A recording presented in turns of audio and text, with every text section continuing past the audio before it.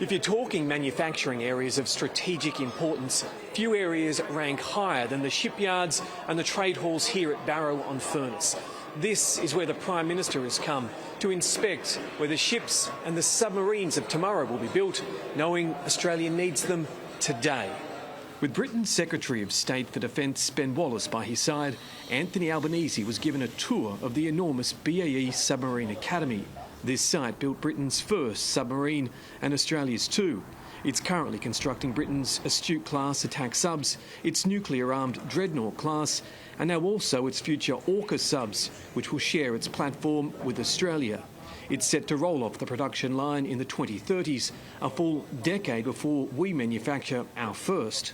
The headline we can talk about is just the scale of the manufacturing we're talking about. We're talking about the most sophisticated manufacturing task on the planet, which is why it has to be got right. The Royal Australian Navy will be working hand in hand to make sure we design a submarine for both of us. This is not a one-way procurement. This is a joint effort, a joint procurement that will mean we're ready in the 2030s to see the threats that are approaching us fast. The PM is keen to make clear Australia's AUKUS subs will be manufactured in Adelaide, a state that doubles as a key election battleground. I see this as being very similar to what the car industry provided for Australia in the post-war period. Industry that created jobs and security for communities during decades, but also had indirect spin-offs in other industries as well. And that will happen right here. It's an exclusive club, nuclear-powered submarines that give you a strategic capability that only 5 nations on Earth currently have, and I'm delighted Australia are joining that club. The historic local town is built around defence and knows the risks. Such is the demand here.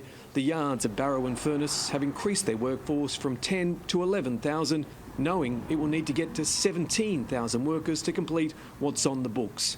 It will also train Aussie employees as we prepare to tackle our single biggest leap in defence capabilities with a lifetime cost of more than 360 billion Aussie dollars. If they're delayed and over budget, my submarines will be delayed and over budget, and I don't want that either.